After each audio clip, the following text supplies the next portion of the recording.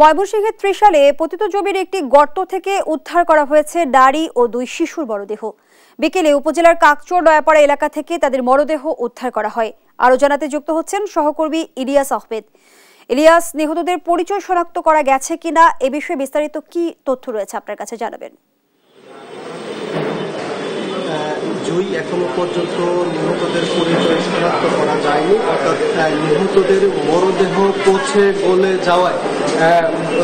গলে যাওয়ায় কিন্তু মরদেহ শনাক্তকরণে কিন্তু কিছুটা জটিলতা দেখা দিয়েছে। অর্থাৎ শনাক্ত এবং কি কারণে এই হত্যাকাণ্ডের ঘটনা ঘটেছে সেই বিষয়টি জানতে কিন্তু আমরা দেখেছি জেলা পুলিশ, র্যাব এবং পিবিআই কাজ করছেন এবং তারা বলছেন যে তারা কিন্তু ইতিমধ্যেই যে মরদেহ শনাক্তকরণের জন্য তারা কিন্তু প্রচেষ্টা চালিয়ে যাচ্ছেন এবং এই হত্যাকাণ্ডকে ঘিরে আমরা দেখেছি যে কিন্তু একেবারেই কাকচর এলাকায় কিন্তু জনতার ভিড় জমেছিল এবং সেই বিষয়টি সাধারণ স্থানীয়রা কিন্তু দাবি জানিয়েছেন যে যারা এই হত্যাকাণ্ডের ঘটনা ঘটিয়েছে তাদেরকে দ্রুত শনাক্তকরণ করে আইনের আওতায় যেন আনা হয়। আমরা একটু যুক্ত হব ময়মনসিংহ জেলা পুলিশের অতিরিক্ত পুলিশ সুপার সামিম হোসেনের সঙ্গে। আমরা একটু জানতে চাই, আপনারা কি এই হত্যাকাণ্ডের ঘটনা কি উদ্ঘাটন করতে পেরেছেন কিংবা আপনারা একটু জানতে চাই?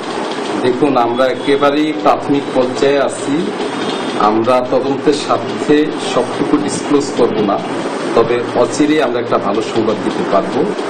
আমরা জেলা পুলিশ, ডিবি, পিবিআই একযোগে কাজ করতেছি। একটা ট্রিপল মার্ডারের ঘটনা, একটা চাঞ্চল্যকর ঘটনা। এই ঘটনার রহস্য উন্মোচন করার জন্য আমরা সবাই চেষ্টা করতেছি।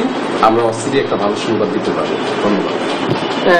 শুনছিলেন যে আসলে এই যে অচিরেই কিন্তু একটি মানে এই ঘটনার রহস্য উদ্ঘাটনে কিন্তু অচিরেই একটি ভালো সংবাদের কথা জানিয়েছেন জেলা অতিরিক্ত পুলিশ সুপার। এছাড়াও বলছেন যে তাদের বেশ কয়েকটি টিম এই ঘটনার রহস্য উদ্ঘাটনে কিন্তু কাজ করছেন, সেই বিষয়টি তিনি বলছিলেন। এবং আমরা দেখেছি যে এই হত্যাকাণ্ডের ঘটার পরপরই ত্রিশাল থানা পুলিশ এবং ময়মনসিংহ জেলার পুলিশের নেতৃত্বে কিন্তু একটি টিম ঘটনাস্থলে গিয়ে এই হত্যার রহস্য উদ্ঘাটনে কিন্তু তারা মাঠে নেমেছেন। এখনো পর্যন্ত কিন্তু তারা এই হত্যাকাণ্ডের রহস্য উদ্ঘাটনে তারা কাজ করছেন এবং মরদেহগুলো কিন্তু একেবারেই পচে গলে যাওয়ায় সেই ফিঙ্গারপ্রিন্টের ক্ষেত্রে কিন্তু কিছুটা জটিলতা দেখা দিয়েছে। সেই বিষয়টি কিন্তু পুলিশের পক্ষ থেকে আমাদেরকে বলা হয়েছে। তারপরেও কিন্তু তারা বলছেন যে অচিরেই এই হত্যাকাণ্ডের রহস্য উদ্ঘাটন হবে এবং স্থানীয়রাও বলছেন যে এই হত্যাকাণ্ডের সাথে জড়িত যারা তাদেরকে খুঁজে যেন দৃষ্টান্তমূলক শাস্তি দেওয়া হয়, সেই বিষয়টি কিন্তু স্থানীয়রা বলছিলেন। এই ছিল